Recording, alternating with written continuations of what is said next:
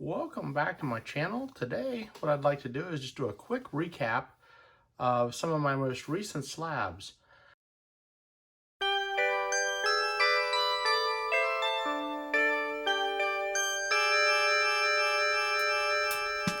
I've noticed that there's been a few YouTube videos going around talking about cheap slabs.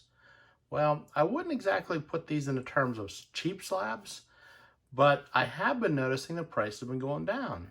And I'm not a big advocate for buying slab cards, but I do buy them occasionally.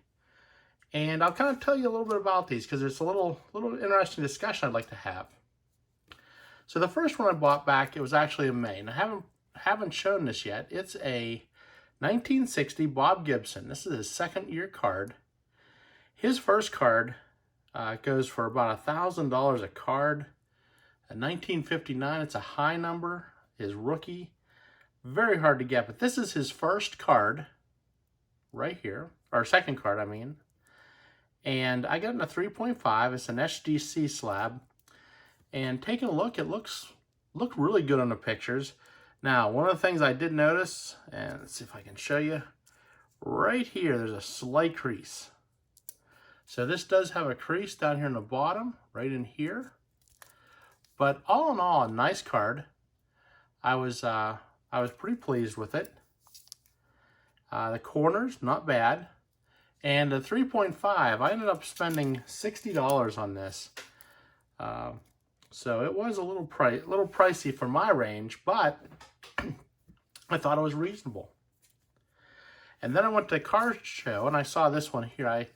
I've already actually shown this to you. I got this at a card show, and I think that this was a $40 card for me. I think I paid $40 for it. It's a 3.5. Now take a look. These corners are sharp, but it is off center. Now I'm going to come back, and one of the reasons I want to show this again to you is I want to reference this with my next couple of cards. I want to put this down here, and I'll bring this back in a second. My next card I spent $21 for. And notice this time, it's an SGC slab, but it's authentic. And if you can read it, it says, minimum size not met. Now, a few years ago, oh boy, it's been more than a few years ago, quite a few years ago at the National, it was breaking about card trimmers. And that's only taken and sort of exploded most recently when you start to see YouTube videos showing you how to trim cards. Now, when that first happened, I was unhappy. I was upset. I had some cards in my collection that I paid some good money for. I began to wonder, are they trimmed? Are they altered? What's happening here? I've sort of taken a modified position on that at this point. My position has changed a little bit because when I take a look at this, I know what I'm getting. When SGC went and started referring to these as authentic, I know that that's a legitimate 1964 Carl Yastrzemski. But I also know, in their opinion, that something's not right. The minimum size is not right. Now, could that have been from the factory? Could it have been a miscut somehow in the sheet? Possibly. Could it be somebody that trimmed up one side, or to get a little sharper corner on one side, hoping that this could pass and maybe get a 6 or a 7? But if you take a look at this card, and you take a look at this card here, if you notice,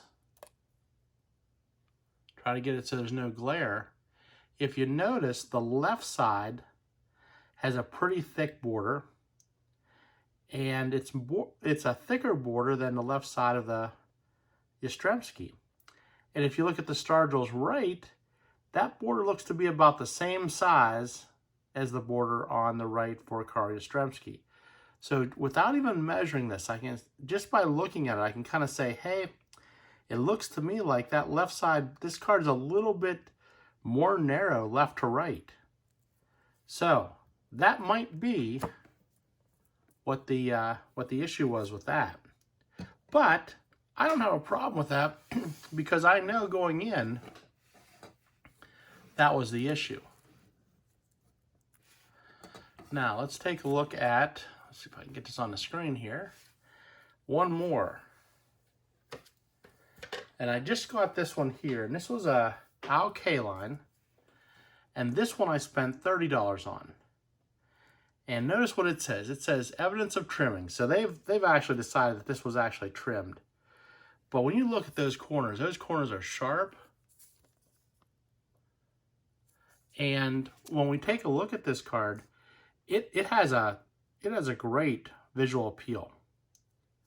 Now I spent $30 for this. If this were a 6 or a 7, I would have spent easily 4 times that much money on this card. Now, does it look that much different? I don't think so. But I think the trimming part of it is from down here.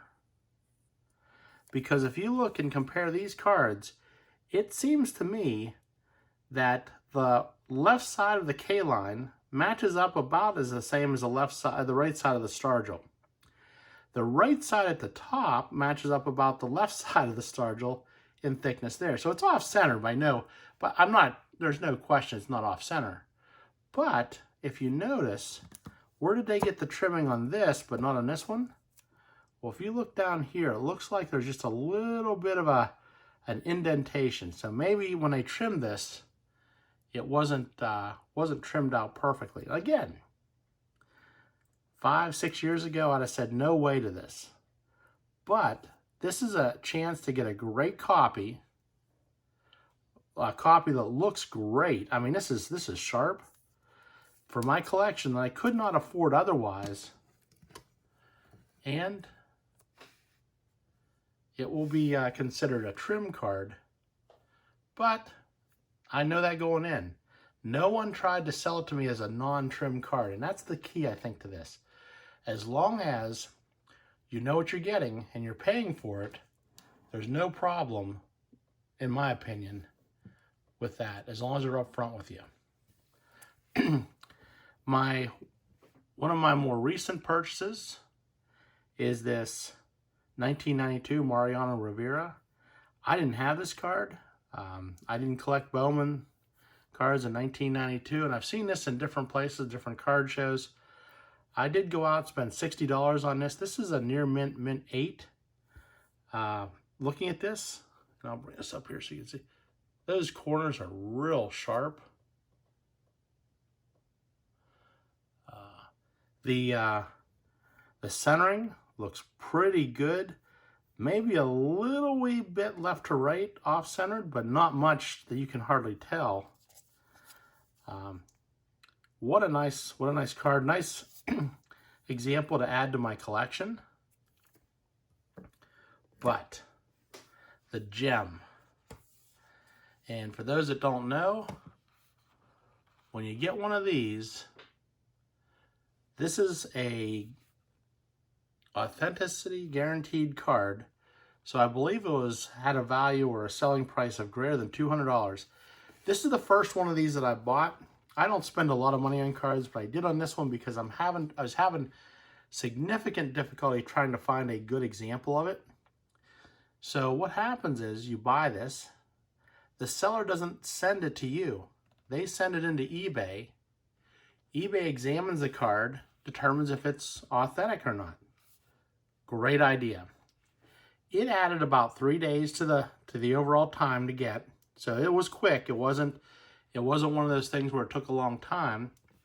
They send it in this nice magnetic kind of holder. And let me move my camera out a little bit so we can get a little better feel for this. Oh, maybe I can't. Well, it doesn't want to change. So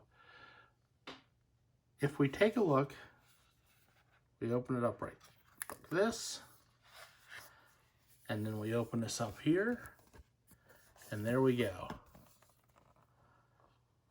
Another SGC. This is a 1963 Willie Stargell rookie card. It was a 5. I got this for $250. The seller was actually asking $275. I asked if he'd accept $250. He in fact did. These corners for this card look great. I believe it's slightly off-centered, but all in all, this is a great looking card.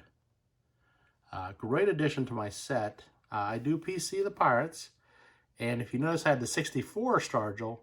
Once I got that earlier this spring, it just made me want to get this card all that much greater. So I went to a couple card shows, couldn't find it at the card shows, so I went to eBay, and they range from $180 all the way up to, I think there was one there about $1,000, $1,100 maybe.